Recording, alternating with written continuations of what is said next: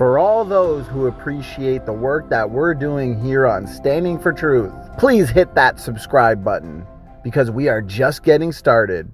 Evolution is the fundamental idea in biology. So you're not going to have a next generation of physicians or people to research vaccines without an understanding of evolution. He brings up evolution theory when he meant to bring up cell theory. He doesn't even know the difference. Do you want to know what evolution theory has actually brought to medicine? The removal of the gallbladder, thinking that it was worthless and harmful to have. The removal of these vital organs that actually serve a purpose, and they're not vestigial remnants left over. So, let me be clear. Evolutionary theory has caused the death and suffering of an innumerable amount of people. When evolution-indoctrinated scientists failed to discover the purpose for which the appendix was created, for example, their indoctrination led them to illogically conclude that it had little to no physiological function, that it was just an evolutionary leftover, a vestigial organ. Thus began the unnecessary removal of hundreds of thousands, if not millions, of people's appendixes, as they spread this evolutionary concept to doctors. Now we've learned the valuable immunological role of the appendix. Little did they know back then that it was a backup immune system which produces killer B cells, like the thyroid produces killer T cells. It also plays a replenishing healthy gut bacteria role after sickness, especially after diarrhea. But how many people suffered infections, chronic health problems, and death from compromised immune systems due to this loss of bacteria, vital to our body's defense system, all because of evolutionary dogma? We will never truly know the negative impact, but the numbers are off the charts. Evolution causes far more harm than good. So, Bill Nye, the science guy, you're obviously not the science guy you claim to be, because you don't even have the basic understanding of the difference of theories. First of all, no, it's cell theory. That is the bedrock of biology. Emergence is the universal theme of biology. Evolution is just an extension of that. Just like how any field would branch out, some become dilapidated, useless twigs whose development doesn't benefit anyone. The bedrock of medicine is the germ theory of disease, which is an extension of cell theory, not evolution theory. It is an understanding of the methods of treatment of disease, with a fluid understanding of pathophysiology, anatomy, and internal medicine. This is my specialty, and I write books on it. You have either such a lack of understanding in this area, or you're completely lying about it. You will never see a patient get cured by understanding that they're an ape, or related to a chimpanzee, or whatever you want to scrounge up in the fossil record and say we're related to. That nonsense doesn't belong in biology, where actual observable, testable evidence matters. Just like how it's a doctor's job to treat a patient, it's a biologist's job to use his understanding of cellular life to somehow benefit humanity. What does evolutionary theory have to do with this? Nothing. What does a fossil benefit? How does a society further improve by continuously digging up useless fossils and putting them in museums? When a patient is dying, what are you going to do? Shovel interpretational evidence down their throat? Understanding evolution is only relevant in a few niche fields, and it really just boils down to an understanding of the applicable mechanisms of Mendelian genetics, which was discovered before evolution ever became popularized. Antibiotic resistance takes a paragraph for me to explain, and doesn't require course in phylogenetics. Are these objectable true facts? Yes, but you don't seem to care. You just care that evolution is true because you need it to be true. Your job and income rely on it. The concept of evolutionary theory in the minds of children is destructive. It causes more kids to become atheists than any other theory on Earth. And atheists lead the world in depression, medication intake, suicide, and school shootings. Good job, Bill Nye. Can you repeat it? I'm sorry. They said if Darwin's title of The Origin of Species is it racist? Yeah, of course it's racist. Gotcha.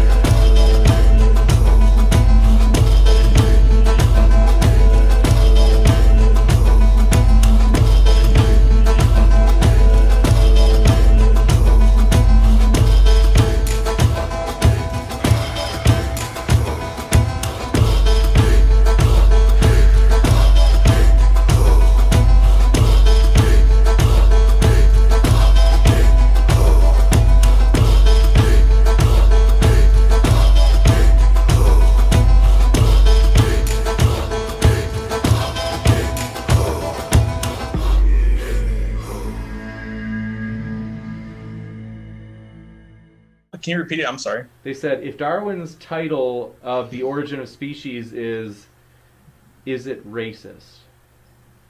Yeah, of course it's racist. Gotcha.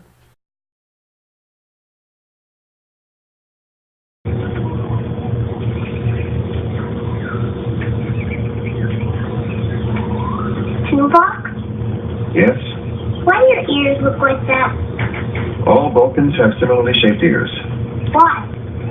It is a result of many millennia of evolution. Should it make you hear better? No.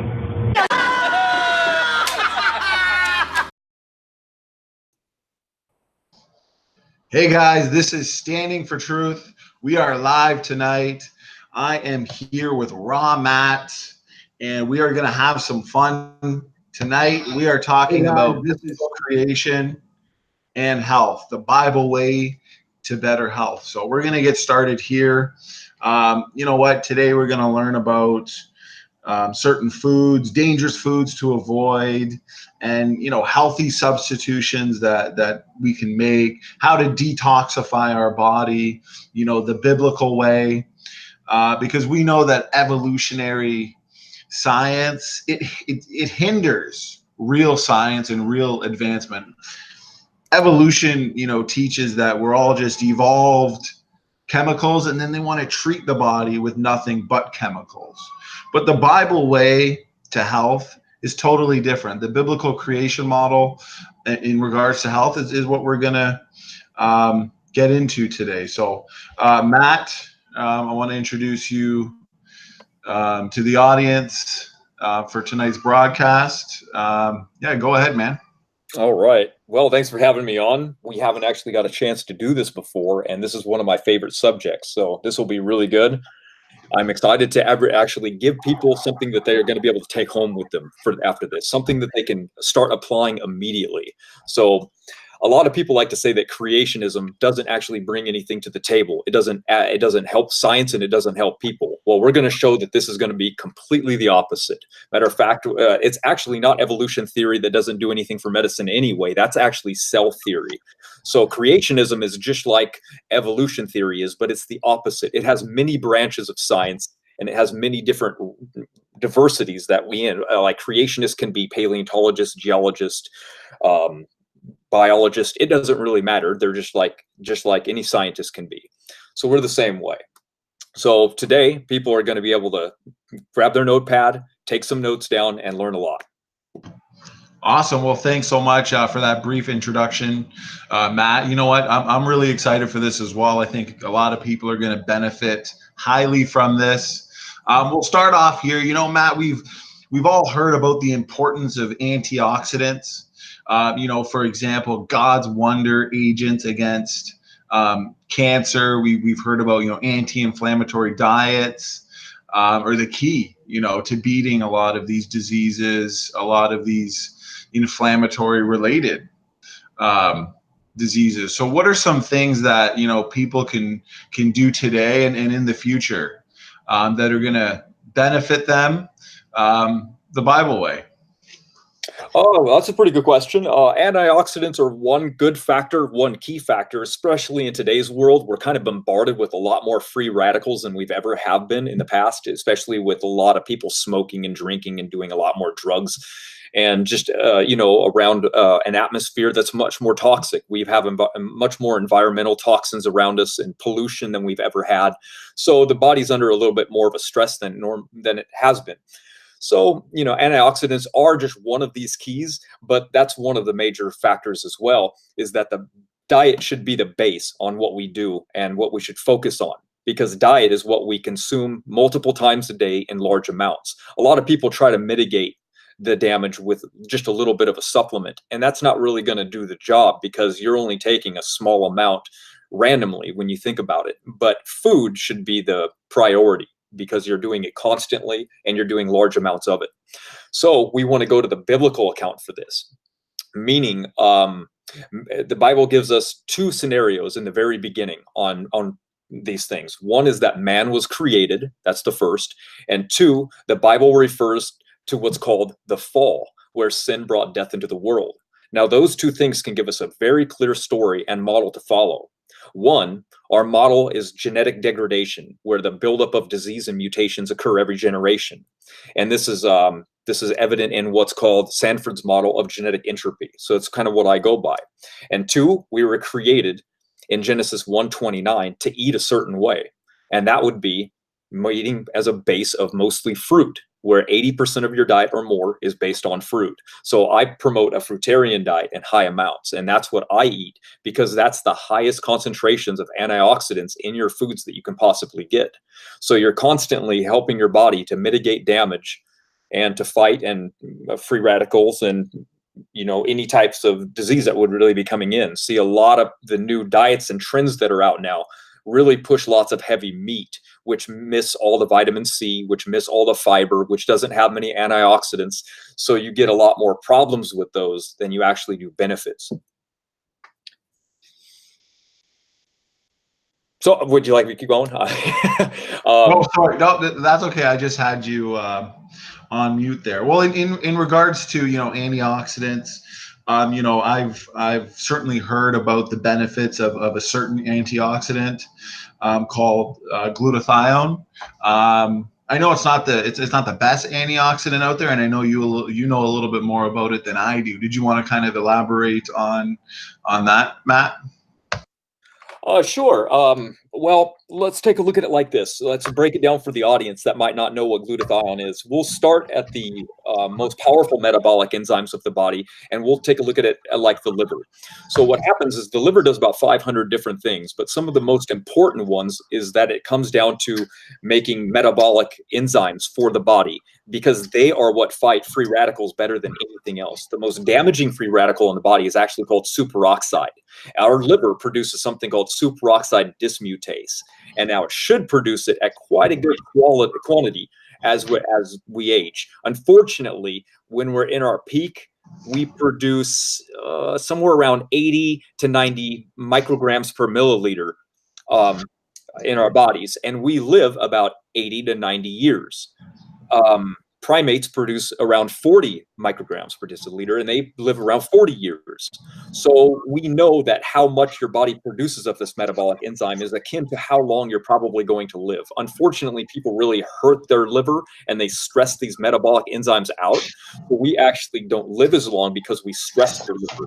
So anyway, going back to the liver and the glutathione, is now what happens is when we get a lot of free radicals in the superoxide in the body, the liver is going to produce a superoxide dismutase, which dismutates, or AKA breaks down superoxide into something less damaging for the body, and that's glutathione or hydrogen peroxide. Now, hydrogen peroxide is in the body and should be around 33.8%. Well, what happens is now the liver has to produce glutathione to actually mitigate that and turn it into water, so that now the metabolic enzyme catalase can come along and we can urinate it out. So it's a step-by-step process for the body. So just taking glutathione isn't the best idea. And just like taking superoxide isn't the best idea, because these supplements actually make your body stop producing these metabolic enzymes. I'm for taking certain medicinal herbs that help the body produce these metabolic enzymes, and we're going to learn about that today. So we really want to mitigate the damage by also not hurting the body by doing lots of supplementation. We want our body to actually work for it. It's like people that want to exercise and get the big muscles, but they actually don't want to work out or go to the gym. It's the same. Right. You have to earn it. What type of things can we do that is going to help best detoxify our body?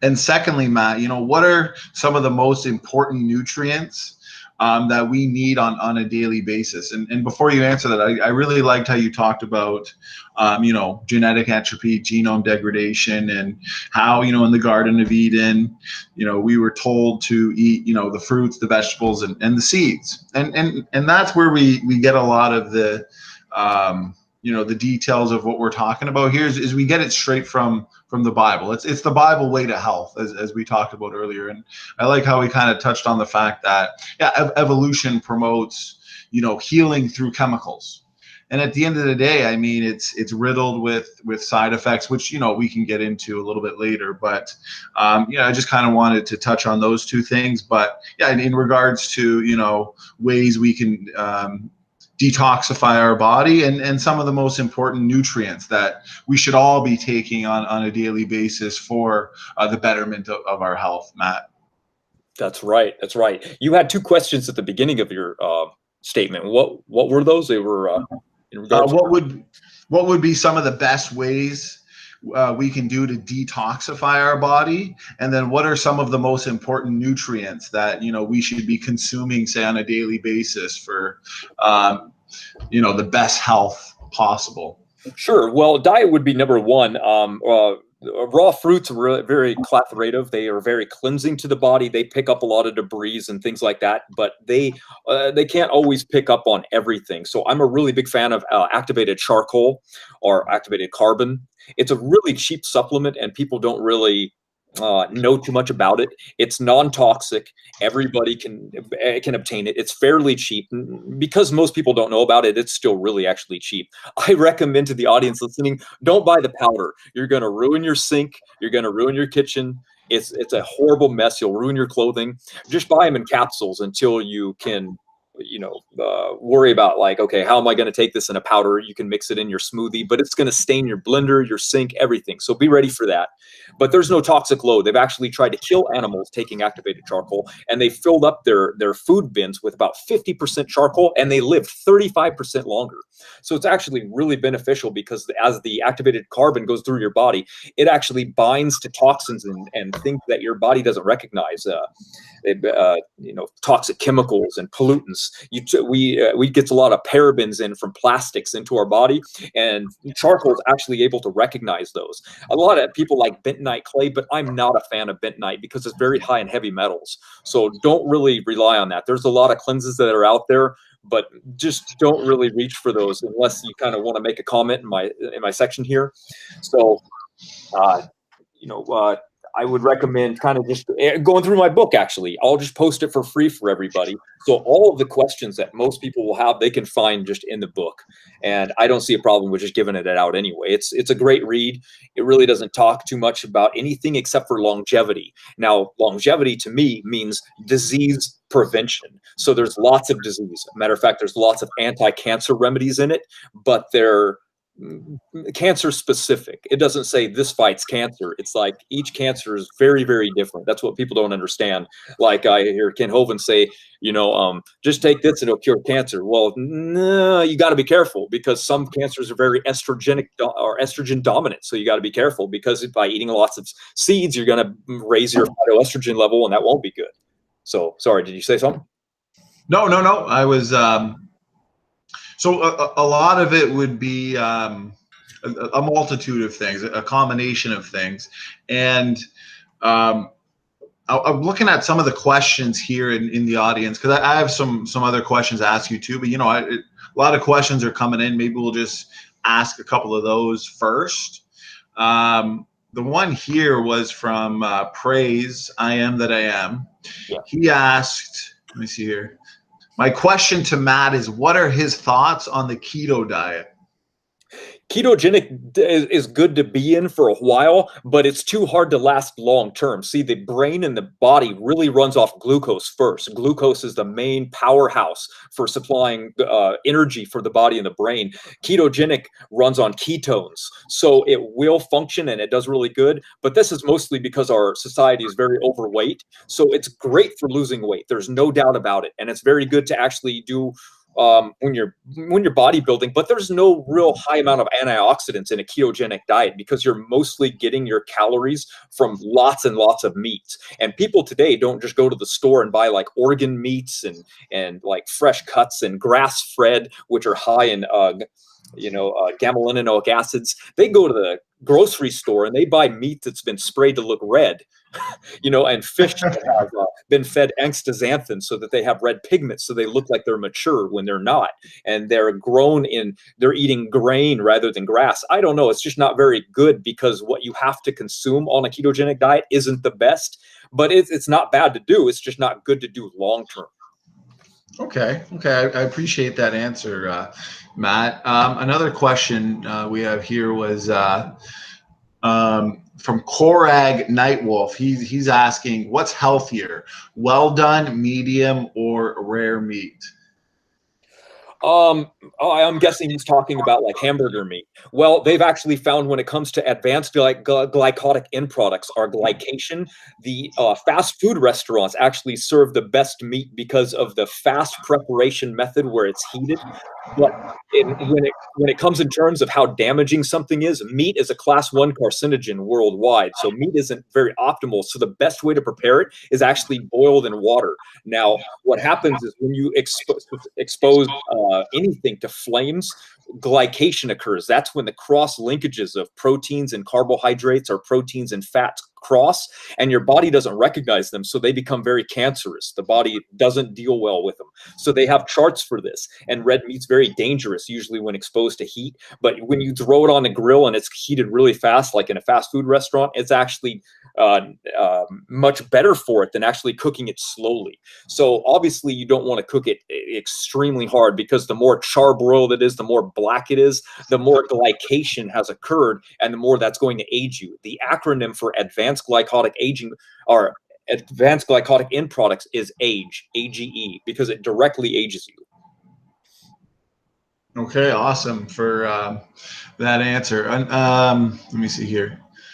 Another one was from Doc Savage. I'm not too sure how serious this question is, but he simply asked, do you know what antioxidant stress is? I'm not sure if he's implying that, antioxidants to some degree can be harmful, but how would you answer that? Yeah, they can be. And too much of anything really can be harmful. Antioxidants are no different, but there's two different forms. There's antioxidants that are water soluble, and there's antioxidants that are lipid or fat soluble. So most of the time, people don't really worry about the water soluble ones. They pound them like crazy because they feel confident they can just urinate them out.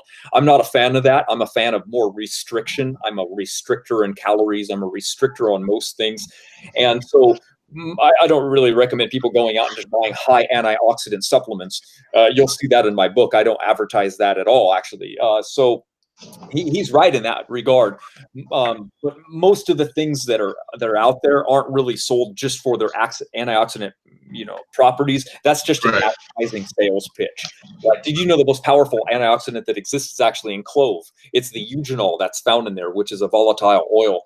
They actually found that clove is extremely high as an antioxidant, but unfortunately, it activates mTOR, and we don't really want to do that for longevity purposes. So we can get into more of that later. Based on the world that we live in, with the constant bombardment of chemicals, GMOs, pollution, just environmental factors, just in general, are we all, for the most part, toxic to some degree? Oh, absolutely.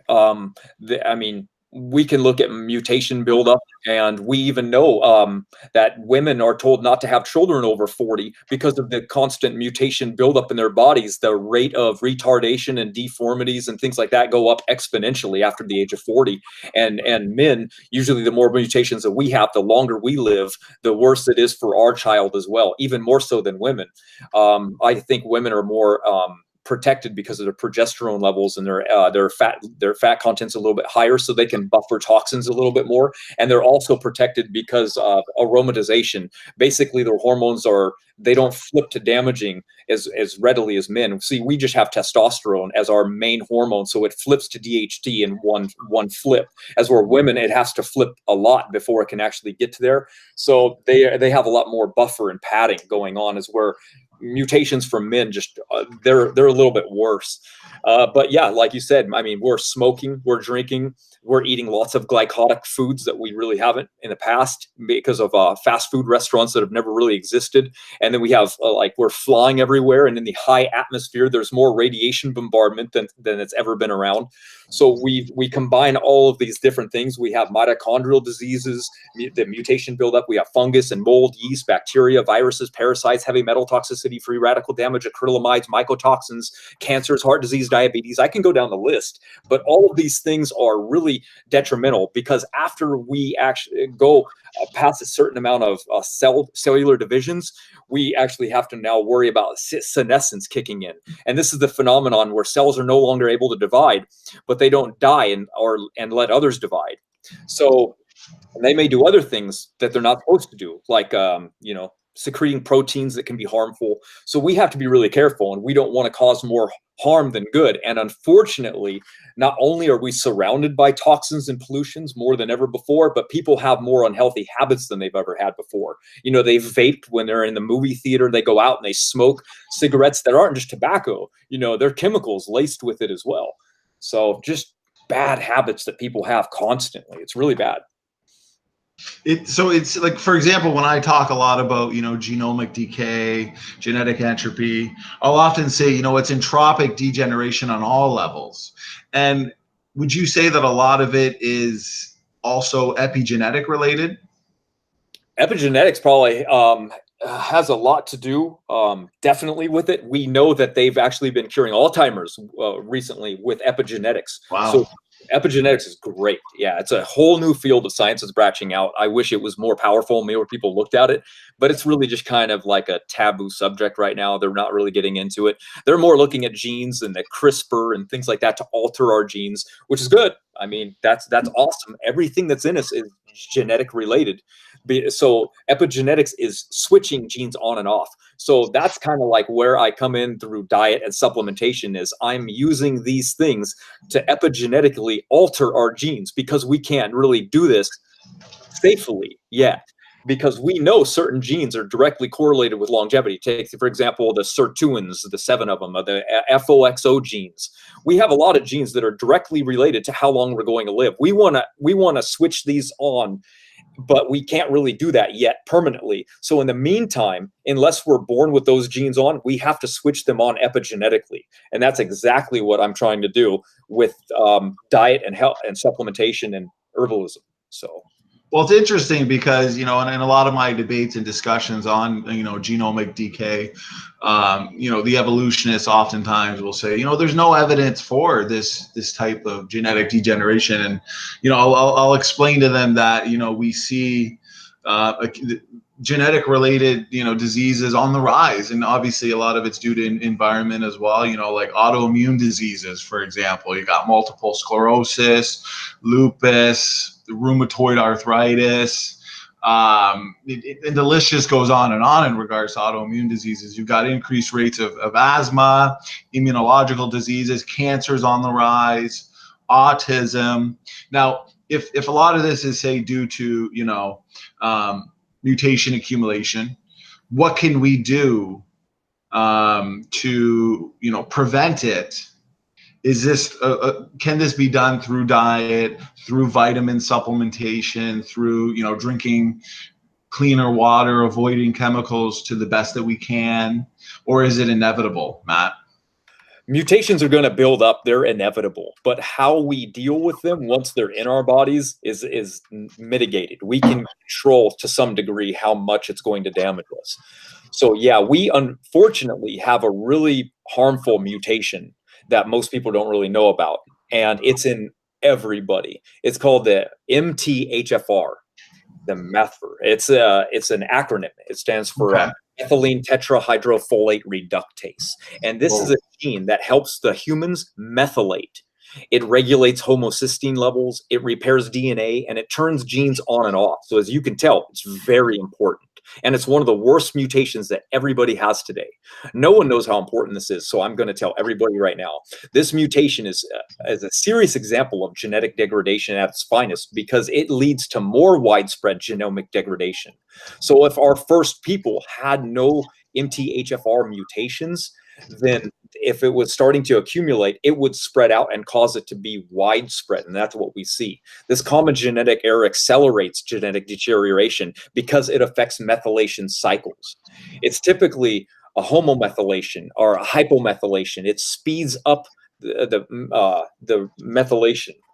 So since methylation stabilizes the genome and RNA molecules, homomethylation is strongly associated with methylation profiles, which pretty much lead to problems with cellular differentiation, gene expression, DNA methylation, or transcription.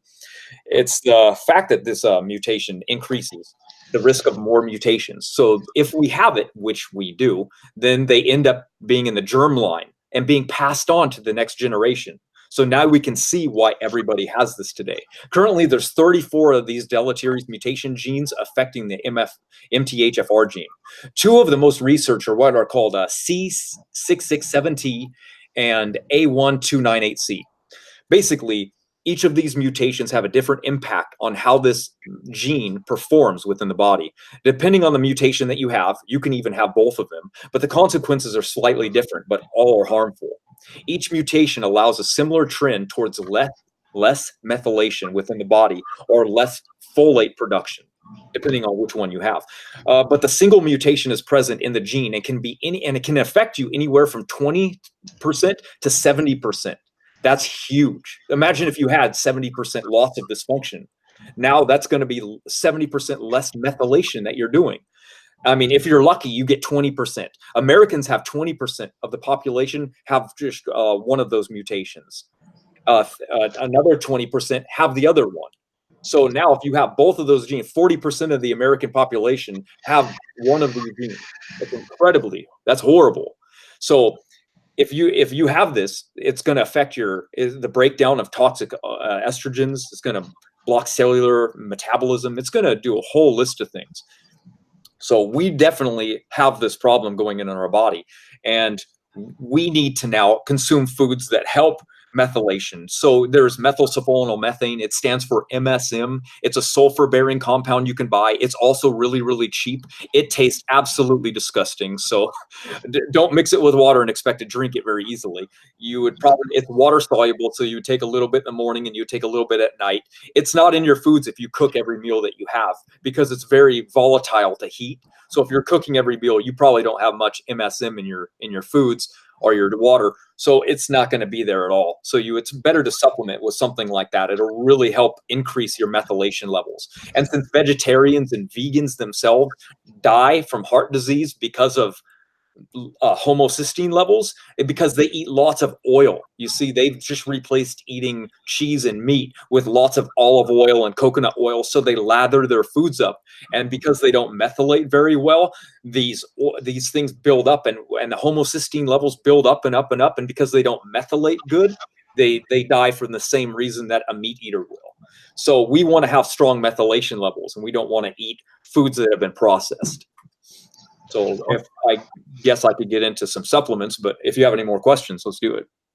No, that's really interesting. It seems like a lot of it comes down to the cellular level, right? Deep cleansing our body down at that level of the cell, and then at the end of the day, it's like a ripple effect. You're going to renew your health, your vitality, restore your energy, and just reclaim your health and shed toxins. Yeah, the easiest thing for people to do is skip eating. Don't eat for multiple hours until you have to eat. Eat just lunch and dinner. What happens is when you polyphasic eat and have long stretches of 16 to 18 hours of not eating, you drop into a phase called autophagy. And it's where your cells are actually able to clean up the debris by themselves without any dietary supplement or regimen that's really going on. You can just polyphasic eat and actually benefit tremendously. So that's really good. Well, from my understanding, like a lot of so for example, when it comes to fasting and things like these, the best way to get rid of toxins, because it seems like, a lot of diseases, a lot of issues that are directly related to the buildup of toxins. I mean, you're looking at asthma, food and environmental allergies, fibromyalgia, chronic pain syndromes, insomnia, even for women, like menstrual problems, abdominal bloating, hypertension, atherosclerosis, other autoimmune diseases. So for one, is that true? And the best way to alleviate a lot of those things versus, say, a lot of the prescription drugs, because you find that you're prescribed one drug and then that drug has a list of side effects, and then you need another separate drug for those lists of side effects, and before you know it, you're on 10 to 15 different drugs. So yeah. I imagine it's much better to alleviate some of these diseases through the ridding of toxins. Absolutely. We're talking pharmaceuticals are symptom suppressors. They say, okay, well, you're having problems with calcium in the body. The calcium is too high. It's above 10, so we need to drop that down. So they put you on something called a calcium channel blocker. Well, now that blocks calcium from getting into your blood. That's very good because having high calcium in the blood is very detrimental, right? So now you get on this prescription drug, and now all of a sudden your calcium levels go below what they're supposed to be at. So now all of a sudden you're on something that you're not supposed to be on anymore, but they don't take you off of it. So now you get a horrible problem where there's actually not enough calcium being absorbed into the body. So now you have bone degenerative diseases. So it's a cycle. You know, they're trying to make money. Certain pharmaceuticals, I can understand, they make sense, but most of them are used as suppression for something. They're not a cure. That's why you're on them for life. They're not a cure for anything. And we want cures. We want people to be healthy, right? So yeah, it's like a Band-Aid versus it's like you're not actually getting to the root problem. You're just putting a temporary Band-Aid on it. And you got to put this Band-Aid on over and over and over again instead of getting to the root cause. Exactly. And it's really a shame too, because once you get the base down and you can see how disease starts to incubate and build up and how calcification is a problem, you don't let it render itself. You don't wait till you get arthritis before you go, okay, maybe I should do something about this. You just mitigate it throughout every decade and you prevent it. You prevent it from occurring. And I'm about prevention rather than repairing. Unfortunately, most of the time I'm repairing because people have already done the damage. Most people care when it's too late. Most people care about losing, fixing the disease when they have it. They don't care about learning about a disease. So I like to come ahead and learn about it first. I want to know, like, okay, well, what's causing people to die? Let's take a look at heart disease, diabetes, and cancer and calcification, because those four things are what's killing people at a high rate. So once you learn and understand about those diseases, now you can learn to mitigate them before they actually become a problem. And that's what we're really gonna cover. So unless there's more questions, of course, in the comment section. No, I mean, even in regards to what you just said, even when it comes down to like flus and colds, I think too many people rush right to the doctor, and then all of a sudden the physicians are, turning and prescribing, say a fever, for example, they're looking to Tylenol, they're looking to antibiotics, but we know like Tylenol, for example, analgesics, anti-inflammatories like Motrin and stuff, those actually deplete levels of, say, glutathione and other types of antioxidants in our body. And I think it's interesting that like animals, for example, Matt, when they're sick, what they'll often do is they'll go to a secluded place, say near a source of water. And then what they do, I guess by instinct, I don't know, they rest, they drink water, and they fast. And yet when we're sick, it's almost how important is it for us to do almost the same? Rest, fast, drink lots of water, juices, and then that way, we're nourishing our bodies and healing it that way instead of just putting that temporary Band-Aid. Yeah, I find that is exactly the same. We do the opposite of what we're supposed to do. Everyone says, go make sure you get your nice chicken broth. Make sure you're getting your calories in. If, you're sweating, make sure you get hotter so you can sweat it out. It's like, what are you talking? You should be in cold water. That's boosting glutathione levels. You don't need to be eating. You want your body to be, your liver to be functioning properly and purging these things out. And when you eat, you're creating insulin. So your liver stops doing what it's supposed to because now it has to concentrate it on multiple other processes. So you're right. Watching the animals themselves, you can learn a lot that way. And I think we'll go soon into the supplements. I'll ask a couple more audience questions, try and get as many as I can. Then we'll go directly into, which supplements, we should be taking. Sure. So I see here Koreg Nightwolf. He asks, what's your position on apple cider vinegar, Matt? Apple cider vinegar is one of the better vinegars. It's one of the few vinegars out there that's actually really good.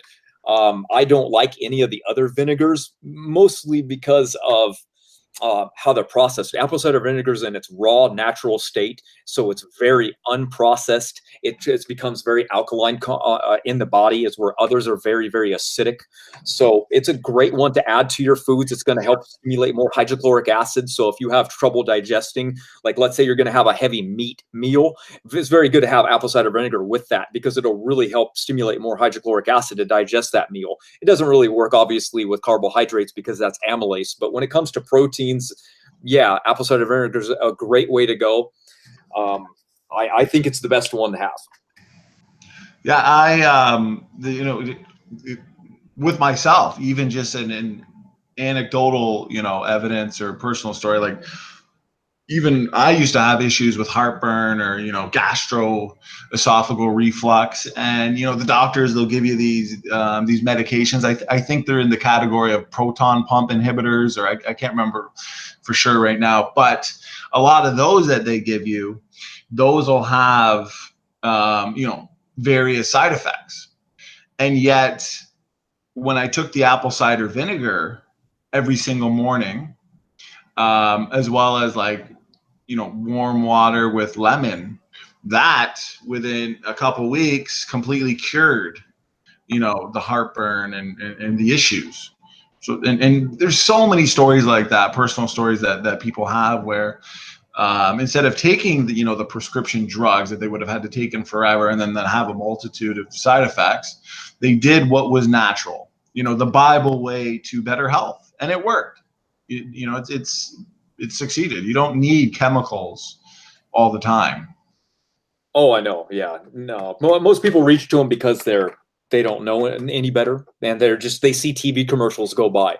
So that's kind of where they get it from. Well, I got another question here. Evolution is zombie science. He asked, how do you prevent and keep away from blood clots? Oh, blood clots. Well, that's a good one. Usually, well, if you have deep vein thrombosis in the genes or something like that, that's a real problem. But blood clots themselves, you can kind of roll them out. It just depends on how bad something would be. Blood clots themselves can be a detriment, but I mean, really, really, really bad. It just depends on their varying degree. Does he mean like from training, or does he mean like really bad, like a car wreck? Right. Yeah. I mean, sometimes it's absolutely necessary that you're going to need, heparin and warfarin and all these anti-blood clotting drugs. I think that's a good answer from you. Our buddy Dwayne Gish, you can answer this question or not. He's asking, I guess it was something that you talked about earlier. What is the molecular reaction that actually activates C or its compounds? Does that make sense to you, Matt? Is he talking about vitamin C?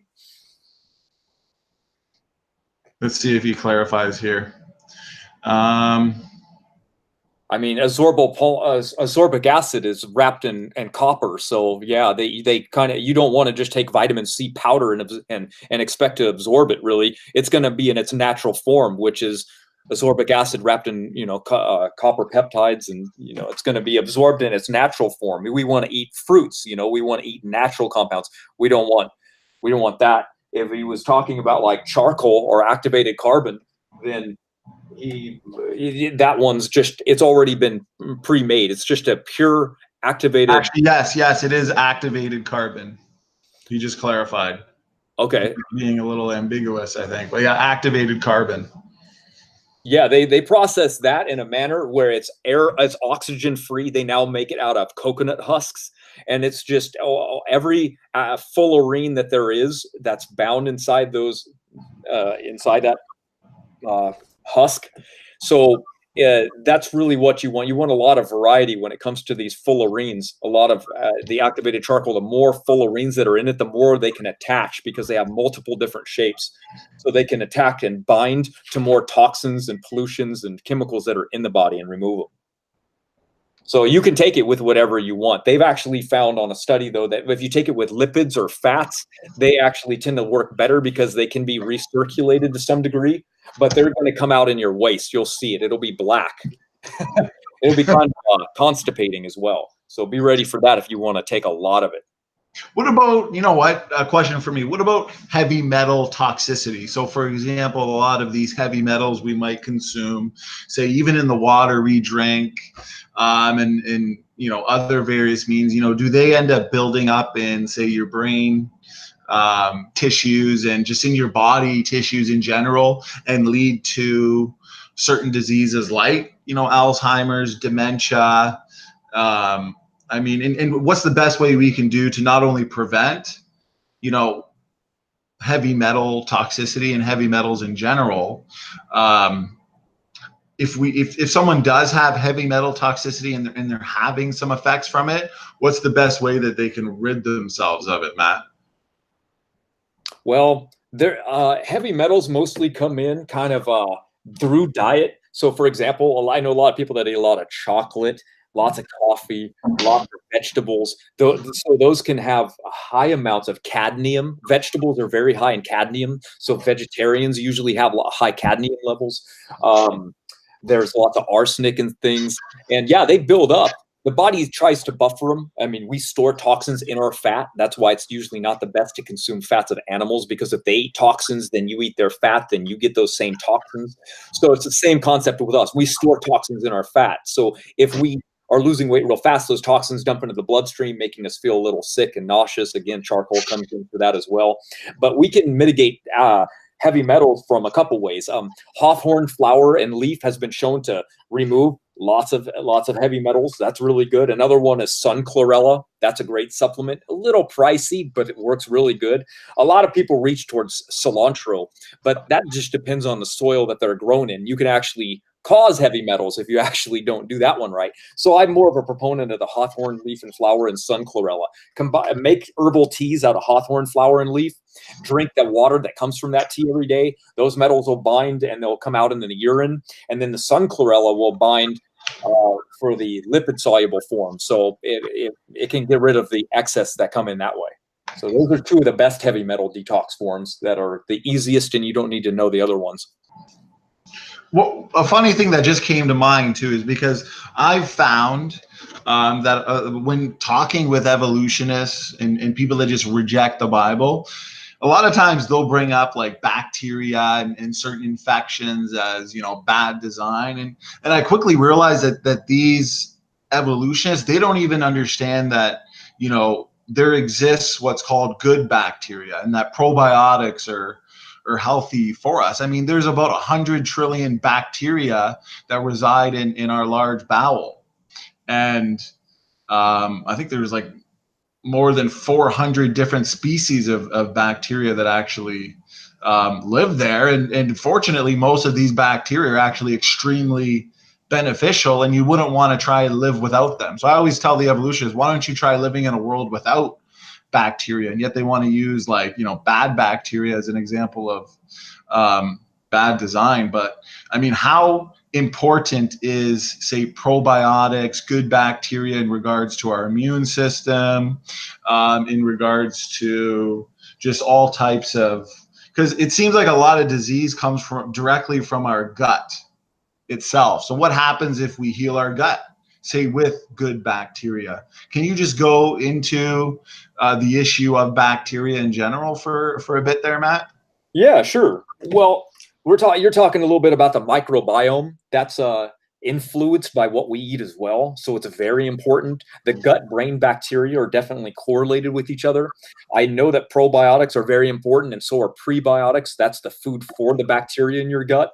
So I don't want just people to run out and go buy a bunch of probiotics, because we don't want to be dependent on those either. We have our base that's in our gut. We want to feed them what's there, but we might need to reproduce or produce just a little bit more as well.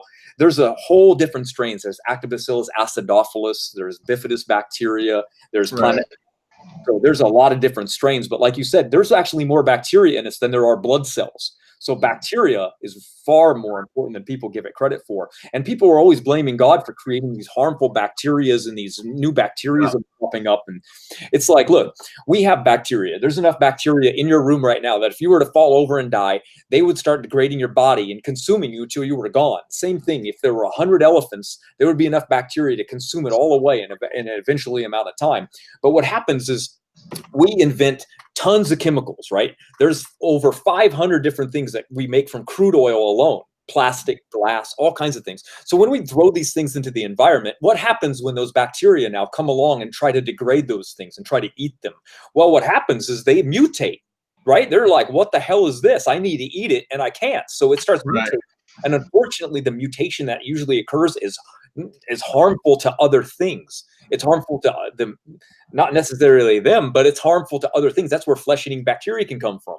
So of course, the people are blaming God for something because they don't understand the steps of usually how these bacteria are what they're supposed to do. So, you know, people like to blame God for everything, as you would imagine. Well, I just find it amazing that, you know, you bring up the fact that, you know, bacteria is good for us, you know, and they're just clueless, you know, because they just look at some tired argument on some anti-creation website and they look at something to do with bad design.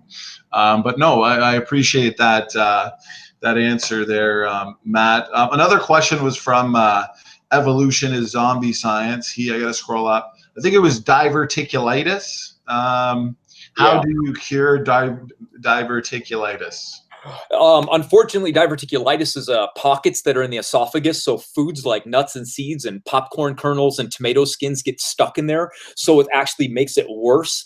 It's very hard to cure because almost everything you're eating is it can get deposited in those little flasks. So usually doctors just cut that area out. There isn't a known natural cure for this except for giving that area a break to replenish. But that's a very long fast. So somebody like you couldn't be making smoothies to live on because even those have seeds in them. So you're going to have to really be thinking ahead on like, what can I consume that's going to like coat that area that won't allow anything into those pockets where that'll cause it to inflame and get bigger and cause the problems to get worse. That's a very hard cure. Right now, they don't know of anything naturally to do it, but the body can fix itself. So you're going to want to do something that's deprivative right now. You're going to have to look at the foods that won't get stuck in those, and you can find that list online. That list it won't be a fun list, I'll tell you that right now. But if you follow it pretty strictly, not only will it not cause the diverticulitis to flare up, but it might give your chance of body to actually heal it up. So if it's depending on your age and how well you heal, and also what things you can take in the meantime to actually spur that process up. Because remember, every cell in the body has a turnover rate. Some are very quick, some are very slow. So you want to have the healing potential to be there at a very high rate. So at this time, your esophagus can heal from that problem. Okay, diverticulitis is awful. And another thing that I kind of mentioned earlier too, that we briefly talked about, is the rise of autoimmune diseases. It seems like everybody knows somebody who's got some type of autoimmune disease, and you know, for the audience sake, that's just something where it's a type of disease where the immune system actually attacks itself. It's kind of like it's a similar process to it's like friendly fire, right? A healthy immune system can actually tell the difference between normal cells and invader cells. But in these autoimmune diseases, let's use, say, lupus, or what's another one that comes to mind, multiple sclerosis or rheumatoid arthritis, you see a lot of that. The immune system actually gets confused, and then it produces antibodies that actually attack its own tissues, and then these tissues eventually become damaged. And it's a really, these diseases are really sad, and they affect a lot of people, and a lot of the drugs that are used to treat them, from my understanding, are steroids and drugs that actually create further and aggravating symptoms. So for people who may be suffering from those types of diseases, what can they do, I guess, for one, to prevent that type of disease, and for someone who has it to hopefully alleviate its symptoms or even just cure it in general? Yeah, there's some really good herbs out there for curing. They're called immunomodulators is what they are. One's called cat's claw or unil del gato. You can take this as an herbal tea and squeeze some lemon in it. Lemon has actually been shown to boost the effects of it. And if your immune system is low, it'll raise it. If it's a little too high, it'll lower it. That's really key, because a lot of us are eating food sometimes that we don't know that can cause autoimmune disorders. For example, garlic. My dad was eating raw garlic constantly, every single day. Not only was it unpleasant to smell it coming out of his pores, but he didn't know that by doing this all the time, he was actually causing his immune system to be too high. And when it runs too high, it's like a race car. You can't run the thing flat out all the time. They can't handle it. So it eventually becomes a problem. So what happens is when your immune system's running at full drive all the time or too low all the time, it becomes a problem as well. So you get an autoimmune disorder from this. It's not meant to run at such a high volume. So what happens is when you can take these herbs, they balance this out, like a maca root, for example, or a cat's claw or a chaga mushroom. These are immunomodulators. So you can take them and be confident that they'll come along and they'll balance out this immune system for you. That's a really good way. So, in general now, as we were, I'll wait for some more questions to come in that actually have to do with health and, people with legit questions here. But why don't we get to supplements? What are your most recommended supplements in regards to just in daily living and what we should be taking and how much we should be taking? Go ahead, Matt. Sure. These are my favorite. I'll list them and why that I take them. I'll list what they are first, and then I'll list why I take them so that people that are taking notes can easily do it. One is I take grapeseed extract. I take an herb called Gynostemma, or jogulin is another name for it. Then I take milk thistle seed alone by itself. The active ingredient is called silymarin, so I make sure that when I buy my milk thistle, it's 80% silymarin. Then I buy hawthorn berry, and then astragalus root, Japanese knotweed, and Lycium barbarum, also known as goji. Now, the reason I like these base herbs is because I combine them all together, except for milk thistle seed, because they tend to have a very broad spectrum ability to do multiple things in the body. For example, grapeseed extract is one of the most powerful aromatase inhibitors that there is. So that protects your hormones from flipping over and becoming detrimental. Gynostemma, or jogulin, lowers nuclear factor kappa B by 25%. That's a huge protection from cancers in the body, and it raises superoxide dismutase levels by a lot. Now that's huge because, as I was saying earlier, superoxide dismutase, the more of it you have, the longer you live.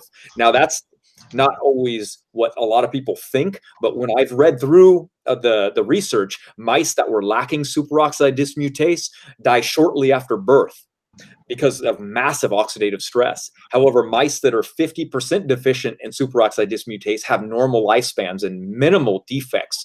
So we know that there's a correlation between the two. Pigeons live about 12 times longer than rats, even though they weigh the same. The only difference is that pigeons have high superoxide dismutase levels.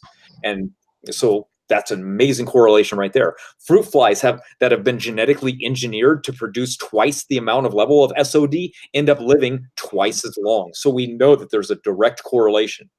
So now that's why I take the Gynostemma. There's other things that raise it as well, but that's the specific herb that I take for that one. Then I like milk thistle seed on its own again because it's a very high in glutathione reductase. That's a very good one. And then there's Fo Tai.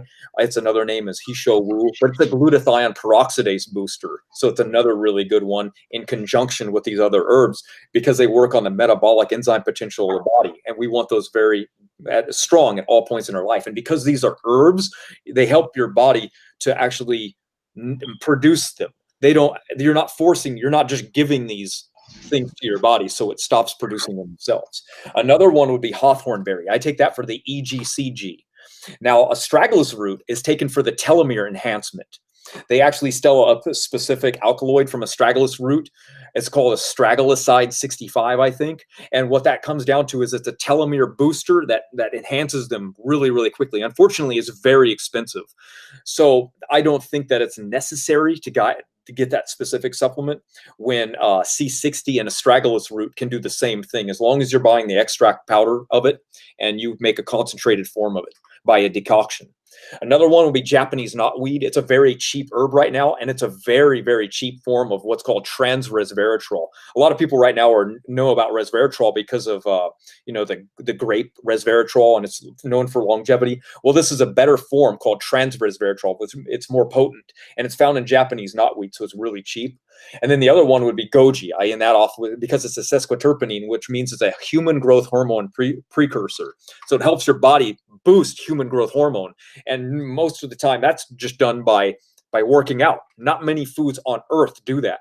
So as we can see, like even old world antediluvian foods, heirloom foods, they're the best that are out there. These modern day hybrids, these genetically modified foods, they're more of like a Franken food. We don't even know the repercussions of mixing flounder fish with tomatoes so that they're cold resistant. What's that going to do to people? So I recommend people go back to the old world foods, and that's more safe. That's more applicable. We find that they're very beneficial. And when they do the studies of modern day tomatoes compared to the Lycium barbarum, the heirloom outshines it every time. If you look at like modern day wheat, like winter and summer wheat, well, the more you go back in time, the better they get. You get spelt and then kamut and then emmer. You just go back, the better they get for you. So I see the correlation on that. So those are my favorite herbs. Those are what I personally take.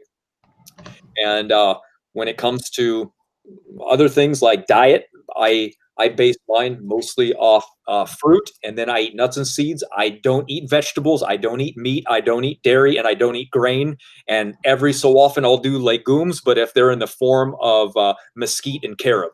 Other than that, I don't drink water. I really don't eat anything cooked if I can. And when I go out with my family, I'll just look at the list, the menu, and I'll order something special on the side. You know, like I'll get, we'll go to the Cheesecake Factory, for example. I'll get what are called the Thai lettuce wraps. And what I'll do from there is I'll take those and I'll special order everything, and just I'll say avocado instead of chicken. And then I'll make my own little burritos on the side. And what do you mean exactly by like you don't drink water? Like what do you drink as a substitute? Because I eat so much fruit, most of my water comes in from that. Like today I ate a papaya, that's my hydration. When I open my coconut to eat it, I drink the coconut water out of it.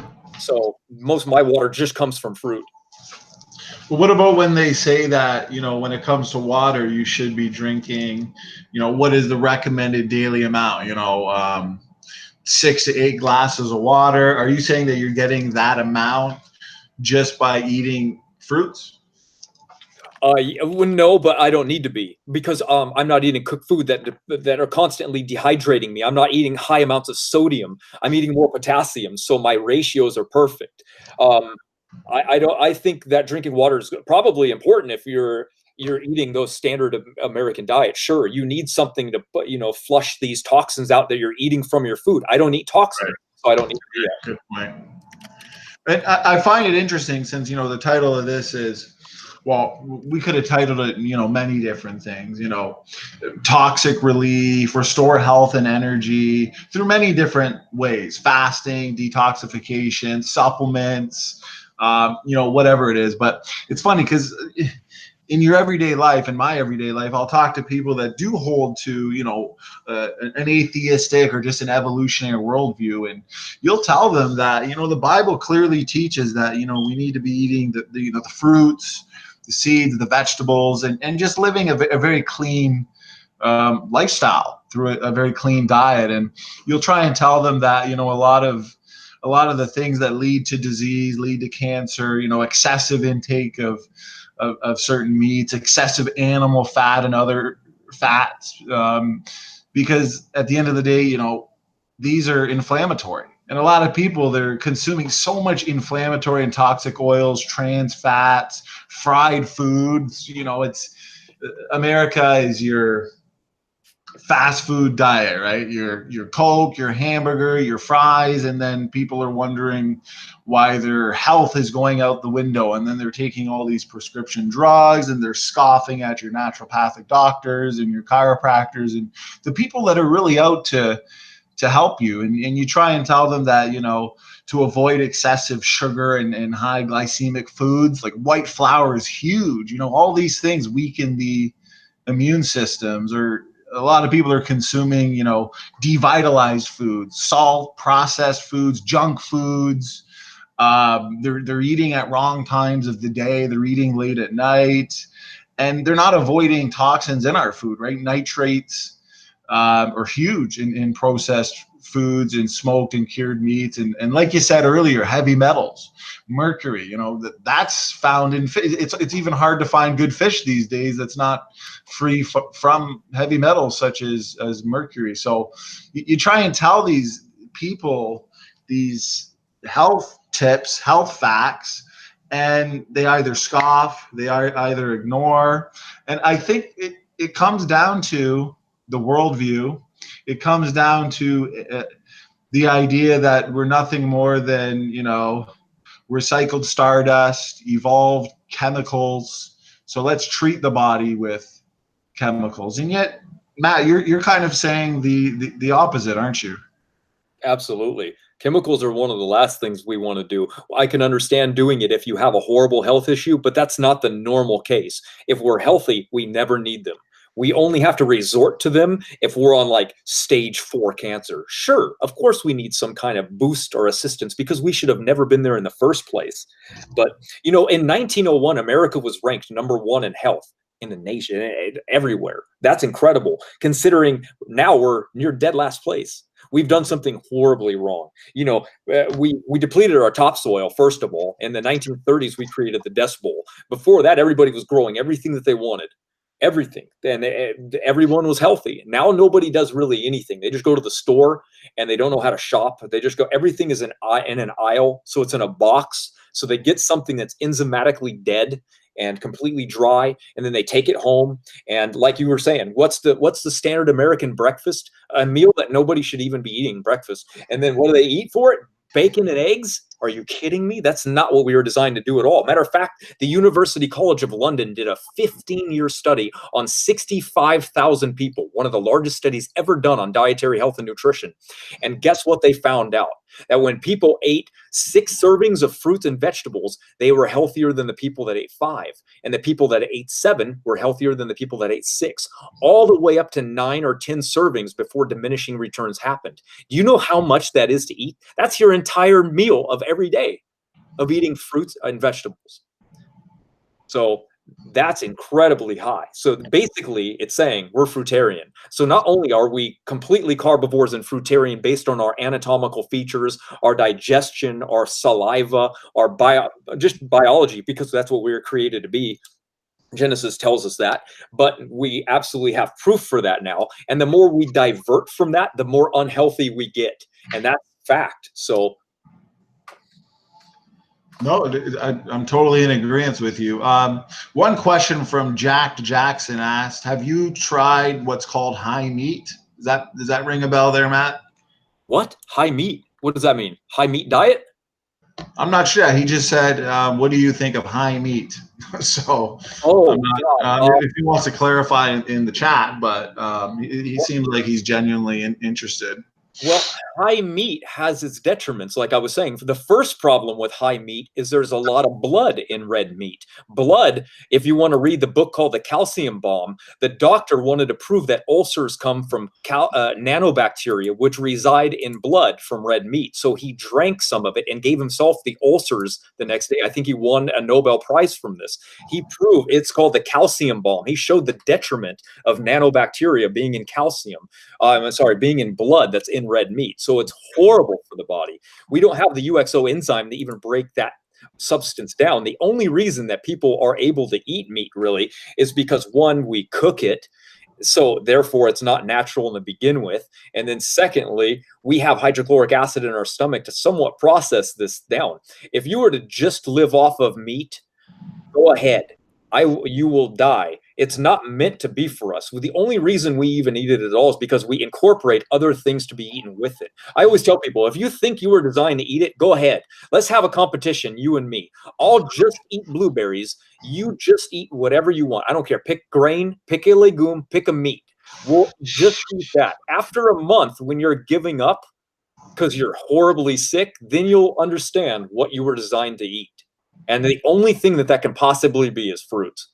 So I am not a fan of red meat, especially a high meat diet, for a very long time at all. If you give an obligate carnivore cholesterol, no amount, you can give it as much as you want. It'll never get high cholesterol levels, ever. A human being, you give them a little bit of meat. Even 1 egg a week was shown to skyrocket cholesterol so high that it mitigated the benefit of exercise. That's how much it does it. So we are definitely not meant to have it biologically. Another good thing that we didn't touch on too much. I mean, cancer for one, but just in general, a lot of these diseases are associated with, you know, chronic inflammation. And inflammation's huge. And you know, by eating more anti-inflammatory foods than say pro-inflammatory ones, you know, is it possible to, you know, tip your balance back into the right direction? And before you answer that, I'm not sure if you're familiar. I'm curious to your take on it. But if inflammation is such a huge reason and cause for so much disease and suffering, you know, I'm aware of certain tests you can do, blood tests, for example. I know one's called a CRP test, C-reactive protein. I think another one is called ESR. And what they do is, well, for example, CRP, C-reactive protein, it's a marker of inflammation and a promoter of inflammation. So if you test for that and see your levels, so for example, your CRP levels, you can actually see how significant your level of systematic inflammation is. So if you do these testings, you can see, you know, if your level of inflammation is high or if your level of inflammation is low. So would you recommend those types of tests just to see? Because if we're all generally possible, obviously we're all attacked daily by, you know, chemicals, inflammatory related foods.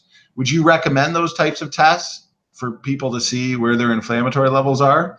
Yeah. And, Oh, go ahead. No, go ahead. What was your other part?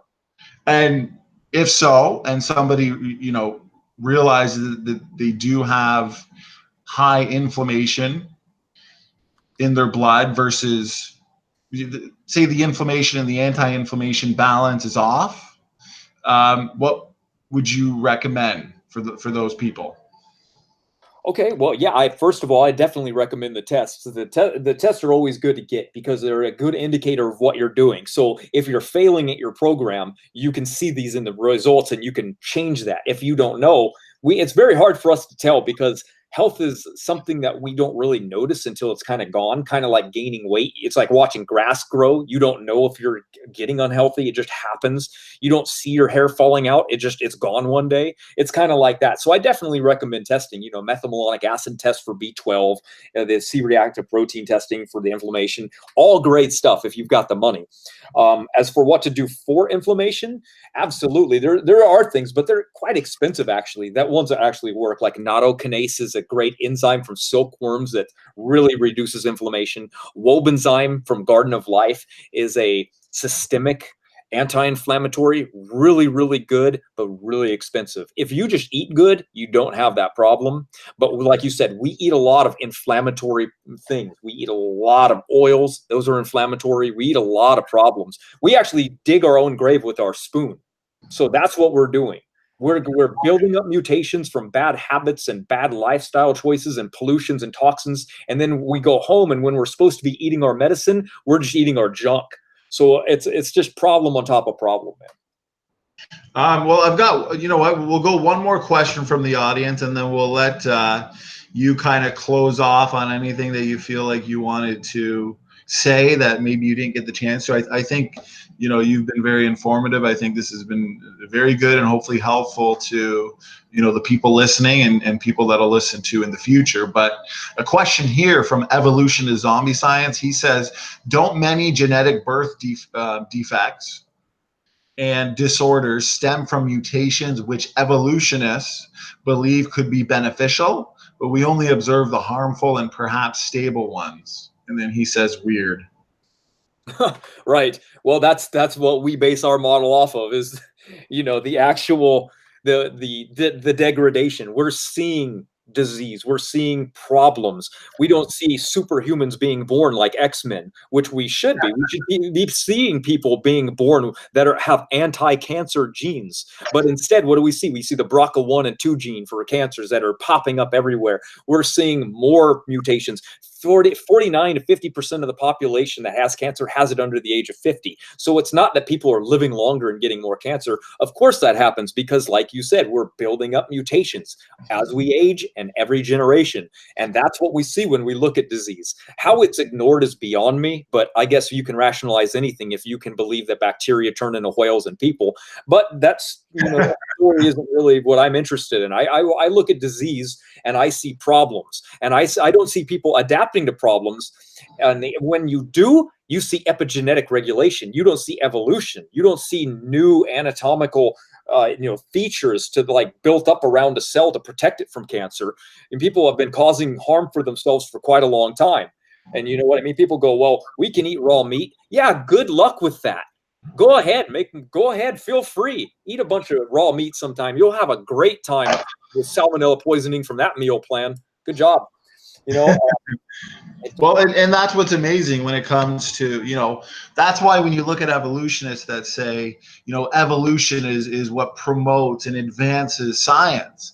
But yet what we're saying here and proving and demonstrating is that it's quite the opposite. It's a biblical creation model and a biblical based worldview that actually advances science, and evolutionary science actually hinders science. Like a surgeon, for example, I love when they say that, because a surgeon, when he's performing heart surgery, the last thing he needs to think about or worry about or know about is whether or not pine trees and whales are related through common ancestry. And I love when evolutionists say things like, oh, you don't believe in evolution, you don't believe that pine trees and whales are related through common ancestry. Well, how do you like that cell phone? How do you like that car? And it's like they literally think that those things are due to evolutionary scientists and evolutionists themselves. I mean, that's through engineers, not evolutionists or, theoretical astrophysicists, these people that believe in these science fiction based religions. It's biblical creation that promotes and advances science. And unfortunately, these evolutionists deny genome degradation. We're accumulating 100 new mutations per person per generation. Mutations are deleterious. Mutations are destruction. They're not the creator. Beneficial mutations are rare. Even your rare beneficial mutation is reductive and destructive to some extent. And we're going down, not up. And the evolutionist wants to say that biblical creation doesn't promote science and that it hinders science. No. If more people thought like biblical creationists, we might be able to actually cure some of these diseases. We may actually be able to stall maybe the genetic degeneration just a little bit.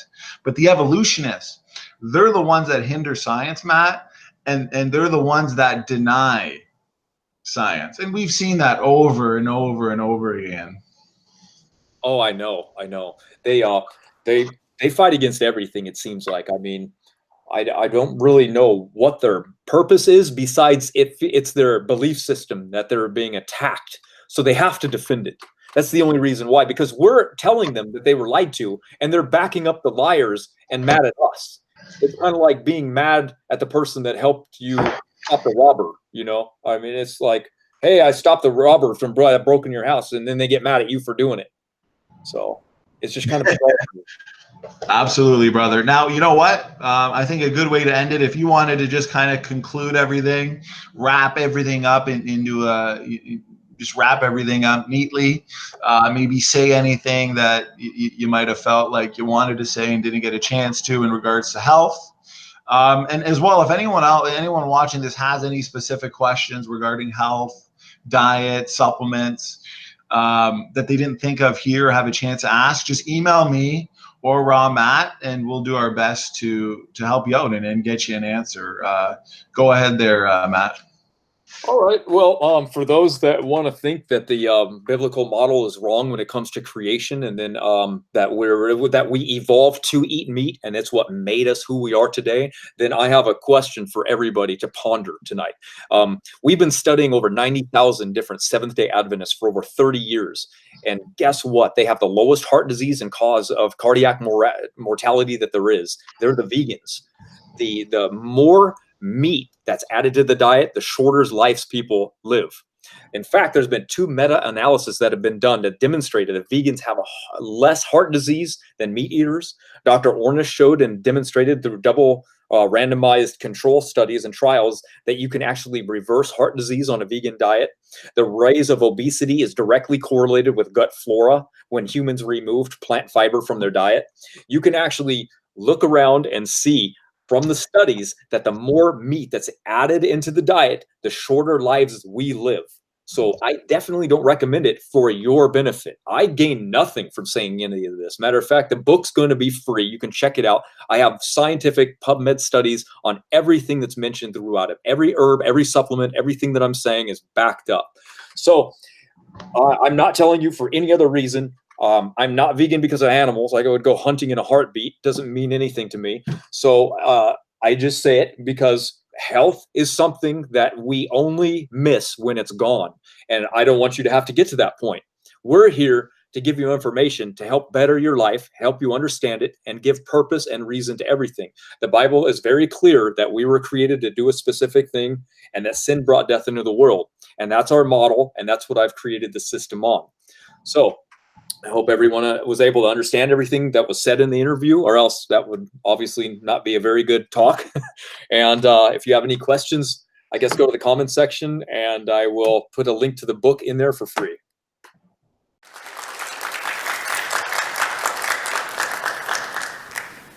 Yes. Hello, Dr. Stanford. First of all, I just want to thank you for having your talk. I'm involved in a fairly significant group and your work comes up quite often.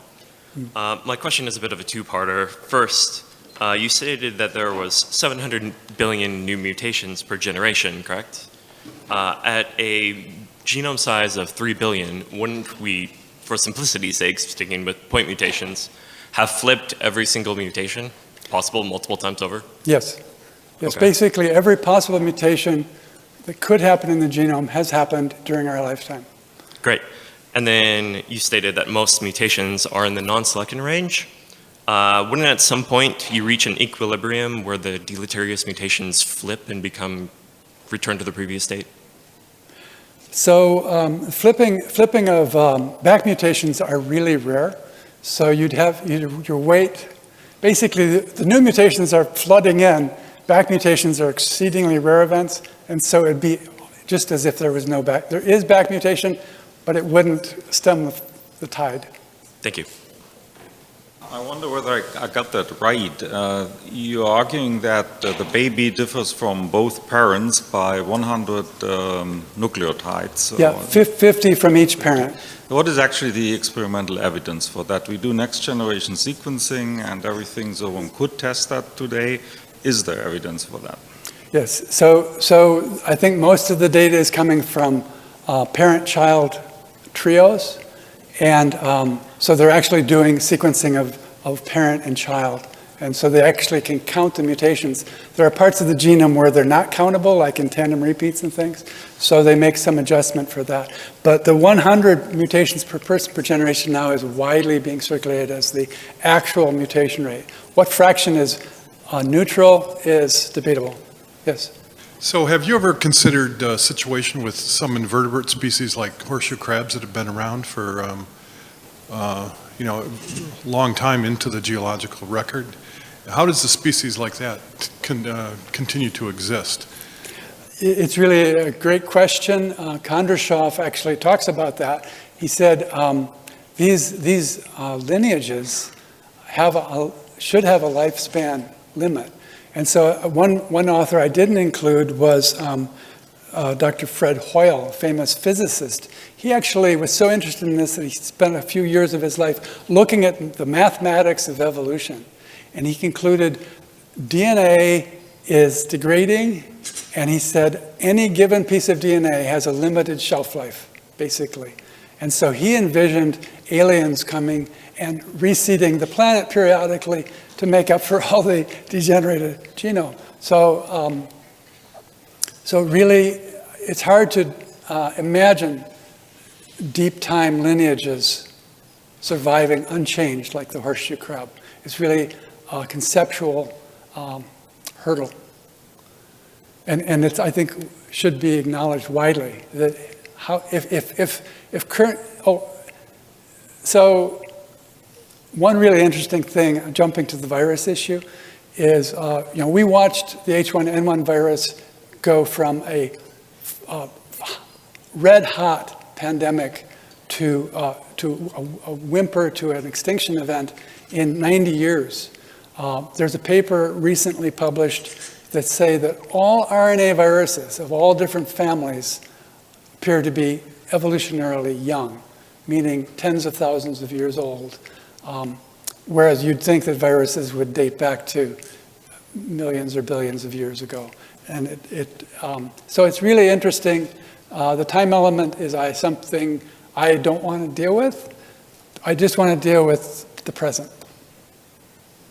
I'm wondering what your starting point is, because you're talking about genetic degeneration in humans. What is the point where you're starting from? Like, what's the point where, I'm just curious, because you have a continuity of humans coming from some ancestor that we wouldn't consider human. What is the point that you're starting from which So the starting point, that's a good question.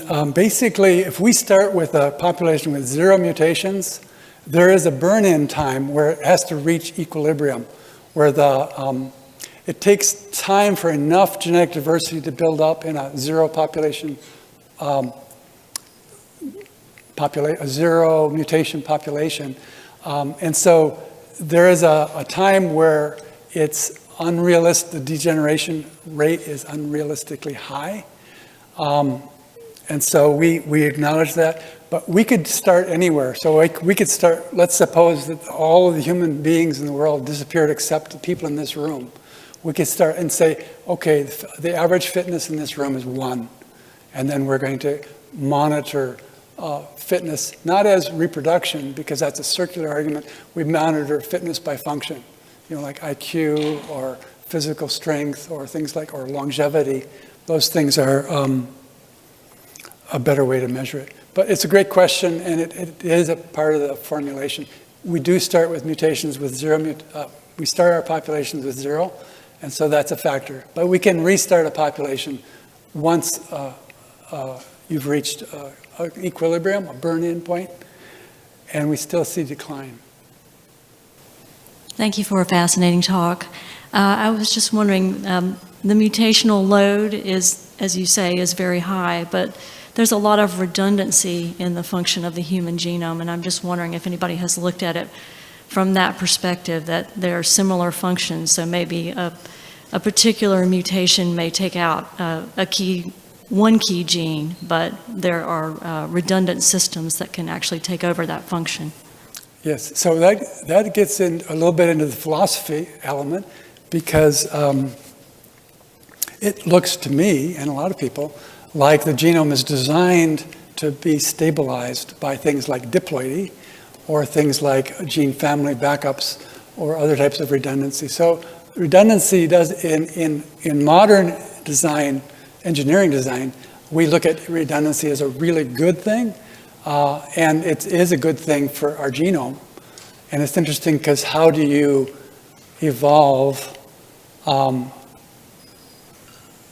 processes that only have long-term effects? Normally, selection can only act upon things are short.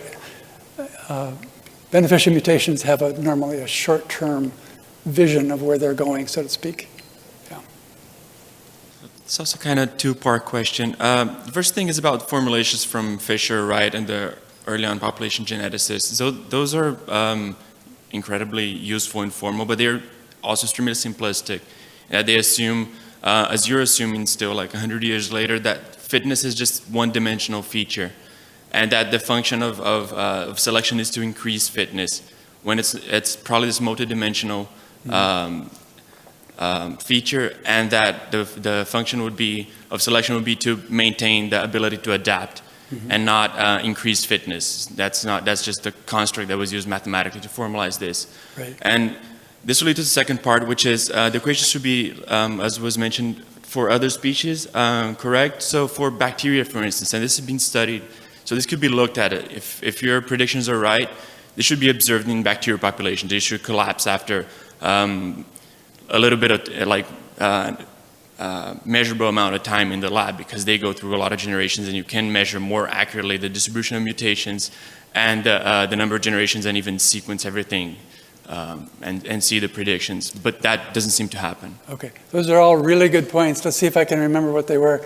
The first one was oftentimes it's not about gain in fitness but adaptation. Right. I totally agree. Adaptive mutations are real. We can document them. They have value, but they don't necessarily increase net information. So I look at adaptation mutations mostly as fine-tuning systems. And so, in a sense, adaptations let a species remain the species because the species can accommodate changing environments. The second issue you brought up was multidimensional. I totally agree that the typical population genetics formulas are crazily oversimplified. The reason we went to numerical simulation is we call our numerical simulations comprehensive because we try to consider all the variables, and rather than just like a lot of in the past, numerical simulations only simulate some part of evolutionary process, or like let's say the rate of drift or the rate of and they often have simplifying assumptions like truncation selection or no environmental variance, things like that. So to do good numerical simulations, you have to consider like 30 parameters, and they're all adjustable. But you can look at a wide range of possibilities, but you realize that you can't reduce this to a formula. And so I agree with that. Your last point was? Yeah, exactly that point. If you can't reduce it to a formula, you can't model realistic systems. And then when you look at systems like bacteria, where this is bacteria. Not happening, for instance. Okay. So I was talking about bacteria, Yeah. which right. relates Okay, to so that the point. bacteria is also a good question. So I recently read a paper about reductive evolution in bacteria, and the long-term E. coli experiment also reflects this, is bacteria rapidly adapt to a new medium or a new environment. And that's really interesting. It's an adaptation. They're not gaining any new function. All those experiments usually actually involve reductive evolution. For example, all of the beneficial mutations in the long-term Lenski experiment were loss of function. Genes were deleted, genes were silenced, or genes were downregulated. So in one case, a promoter, which is normally regulated, became an unregulated promoter. But all that is adaptive fine-tuning. There was no new information being created. And in fact, technically, as the bacteria jettisons unnecessary genes for that environment, they are actually painting themselves into a corner. They won't be able to survive in any other environment. So they become handicapped in a sense. So there's another paper on reductive evolution in bacteria where they say, they were looking at a specific bacteria. They said 1/3 of all random deletions increased fitness. It has to do with getting rid of any genes that aren't necessary for the moment. It's very short term. The bacteria, it works for them short term, but then when they need those genes that they've jettisoned, they don't have them. So that's even that, in my opinion, that type of adaptation is entropic. Thank you. Yeah. Thank you for such a provocative talk where you give us the thesis that according to current biological paradigms, we don't exist. But my question is so much of that thesis hinges on a simple piece of evidence that we don't have a normal distribution of deleterious and beneficial mutations. And my question really is, how can we empirically test this when we can only look to the past and present and we actually don't know the future of mutations? A number of geneticists have tried to quantitate the actual distribution of mutations. It's actually hard to quantify the near neutrals because they're so neutral that you can't see the effect. And so there is a certain amount of assumption there.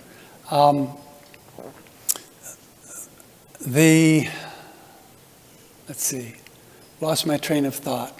Your question was, how can we know the distribution of mutations? Sure.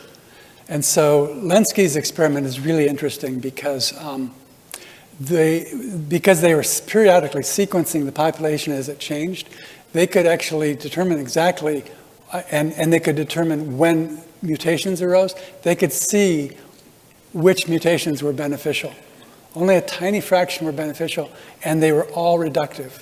So that's a quantitative thing.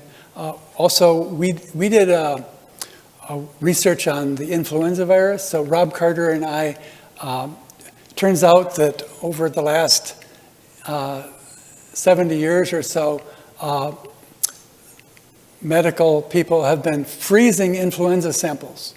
And then all those samples through history were sequenced. So we have this historical sequence, kind of like the Lenski situation, but with influenza.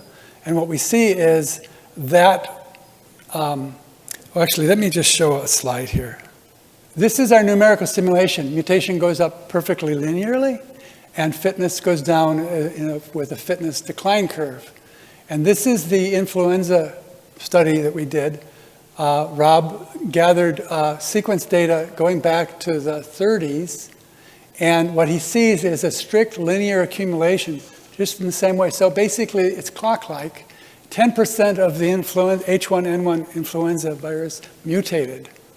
And so this is genetic entropy at work, and it's supported by other people who have been following H1N1's virulence, and they show that the decline since again records were being kept, or actually since the 1918 influenza, is that the virulence declined in the same type of way that that we see in our simulations, to the point where in 2009, that human version of H1N1, there's still H1N1 circulating that's swine flu, but H1N1 went extinct in 2009. So that's clearly indicating that this is not neutral or adaptive. This is genetic entropy at work in a biological system where we can measure what's going on. There were mutations, by the way, there was some adaptation. There were some beneficial mutations happening, but it wasn't enough to stop extinction. And these two other curves were two other influenza outbreaks, and they similarly underwent entropic decay. They didn't go extinct yet, but they're clearly headed that way. So we do have some biological data. Okay. Well, thank you. It's true that it's largely theoretical, but there's now growing biological data. Thank you. Yeah.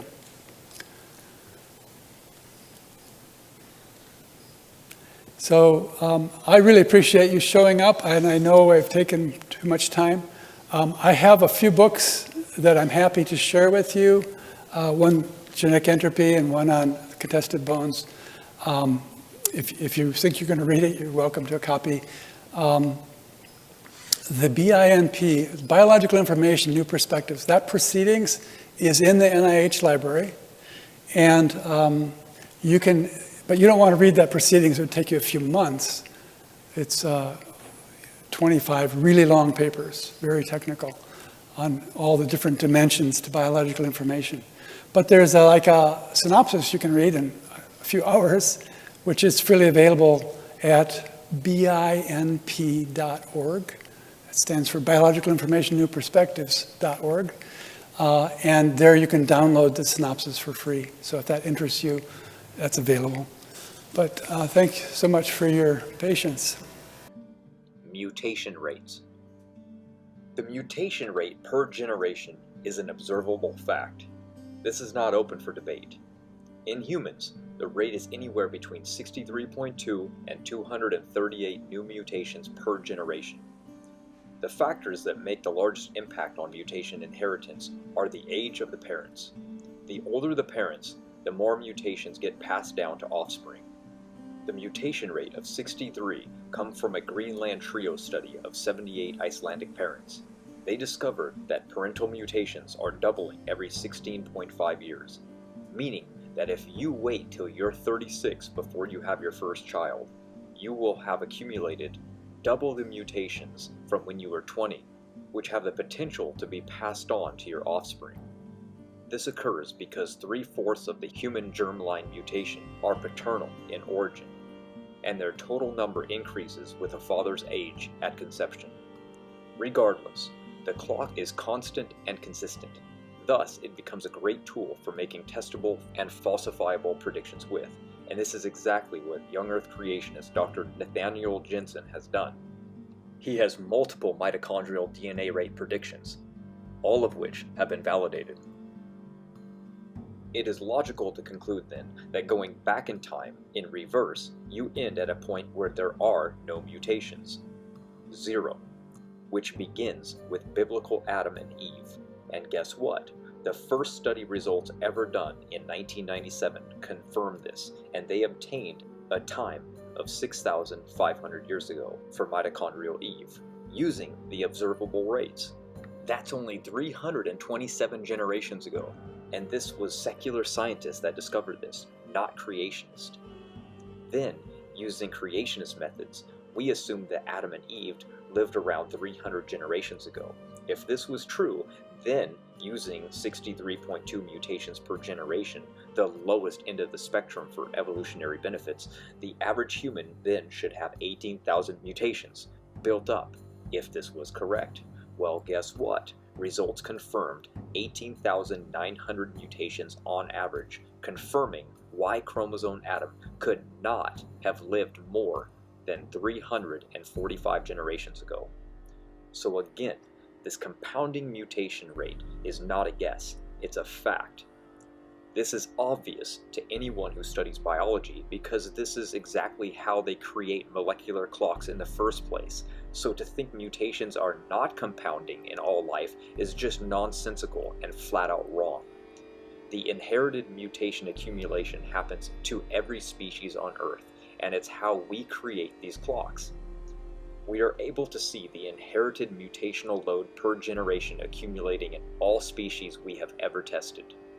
The fact of the matter is, those species may have different rates by which these clocks tick, based on a variety of factors like lifespan, reproduction age, etc. All of the results undermine the evolutionary timeline and theory of old age, as all of the observational rates are an order of magnitude higher than their assumption-based phylogenetic methods. Some are even up to 100 times faster. So, when we count up these de novo germline mutations, the numbers do not look good for evolution in any way. Not only this, many people still are under the impression that these de novo mutations are neutral and have no effect on the system whatsoever, but they couldn't be more wrong. They just don't get noticed by the system, so they are not selected for and removed. Thus, they build up, and we are able to make these clocks. But when you investigate many of these de novo mutations, they cause disease. So they are not neutral. They are near neutral, having small, slightly deleterious effects that the body cannot remove them because it cannot see them. And this is the problem for humans and all life on Earth that we have to deal with.